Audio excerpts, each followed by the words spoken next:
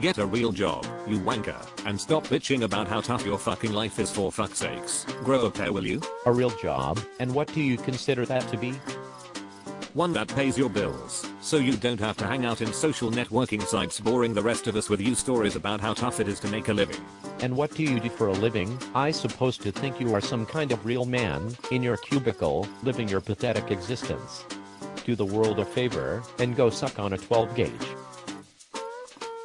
So James, you define a man's manhood by where he works, and what he does. That's interesting, seeing as you can't seem to get any work lately. This may explain some of your anger. And you can't decipher that it's hard all around for journalists right now. That doesn't mean we aren't still shooting, dumbass. It means nobody is buying stories right now. What's so hard to understand about that? I just spoke with a man named Samir Amin.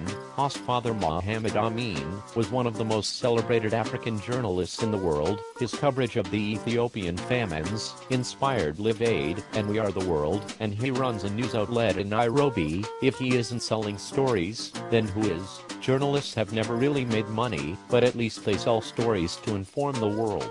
If you are in it for the money, you are in the wrong business. I simply need money to get to the places I want to cover. It's as simple as that. For some twat like you to chime with absolutely idiotic statements just reminds me why things are that way. Because you poor people have compassion fatigue. Go back to your cube in the morning, stare at your screen, pick up your paycheck, and shut the fuck up. You have nothing interesting to say, and you aren't contributing anything at all to the world. If I were you, I'd take the advice I just gave you, and put the business end of a 12 gauge in your mouth and finally contribute something to the world in which you live. You've really given this 12 gauge thing an unhealthy amount of thought, haven't you? I'd be happy to pull the trigger for you. What a complete wanker you are. I don't believe you were into a res to cover the violence. They're a lot of talk, nothing to back it up. So why is it unreasonable to put a cunt in his place?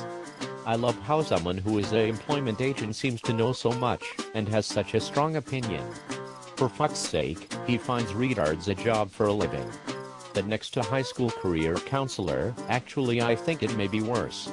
All I'm saying is if you are going to call someone out, then put your money where your mouth is. Otherwise you are just popping off at the mouth. I'm saving $7,500 for a trip to Pakistan, Bangladesh, Burma, and Indonesia.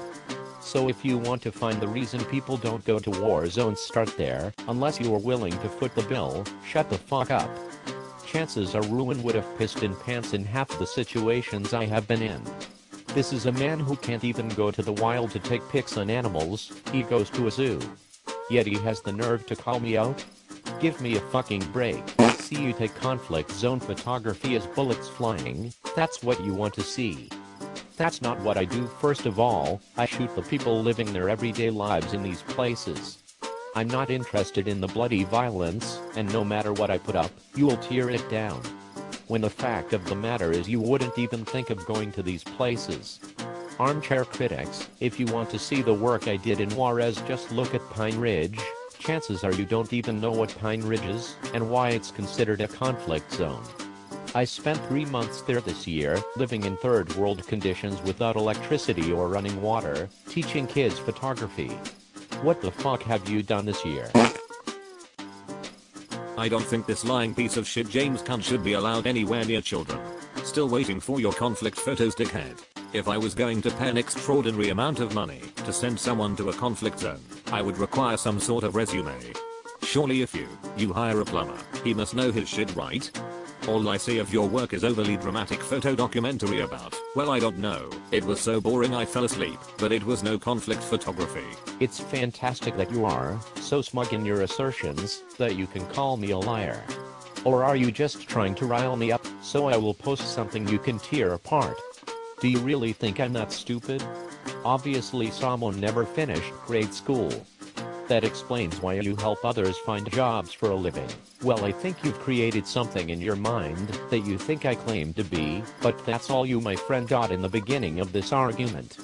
Are you that fucking pretentious to think you have some sort of opinion that holds any weight whatsoever with people outside this forum, and for that matter inside this forum, that you can make a comment and what is and isn't good photography when you make no effort to do anything of worth? Fuck, you had a chance to do some good work with your rural home series, but you were too scared to get out of the car.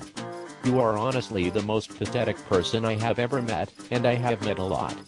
The simple fact of the matter is you don't know what I'm capable of, and you think you are safe and secure in South Africa, but believe me, one day you will see my face. I know where you work, and I don't think it would be too hard to find out where you live, and who lives with you. Don't think I'm above bringing this to your loved ones. I will make you regret every fucking word you write, with interest. But James, how can I believe anything you say about anything, as your integrity has been compromised? Only in your eyes, like that even fucking matters. James, you need to think about what you are saying now. Calm down, and think carefully. That is my friendly advice to you.